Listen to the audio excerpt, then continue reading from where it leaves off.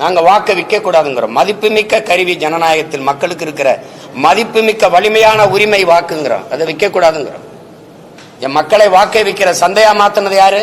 இந்த கட்சிகள். ஓட்டுக்கு காசு கொடுக்கிற கட்சிகளுக்குள்ள போட்டி. அப்ப அவங்க சரியா தானே சொல்றாங்க. நான் வாக்குக்கு காசு கொடுக்க மாட்டேன். அவங்க ஒரு தொகுதிக்கு 30 கோடி 15 கோடி 20 கோடின்னு செலவு பண்ணுவாங்க.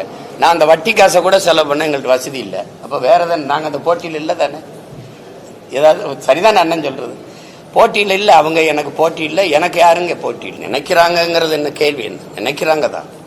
மக்களுக்குள்ள அந்த ஒரு அறச்சீற்றம் இல்லை. அது ஐயா சகாயம் ஏதாவது அடிக்கடி கொடுப்போம். அறச்சீற்றம் இல்லை. ஒரு சினந்து எழுதுறாங்க, அது கொஞ்ச நேரம் இருக்குது. அப்ப இந்த தேர்தல் நேரத்தில் அப்படி தனியுது, அது தனிஞ்சிருது, ஒரு சின்ன சமரசம் ஆயிடுது, சகிப்புத்தன்மை வந்துருது. அவங்களுக்கு தெரியாத அந்த தொடர் சகிப்புத்தன்மை தான் அடிமை பிறக்கிறான்னு தெரியல. அடிமை உணர்வு எங்க பிறக்குது?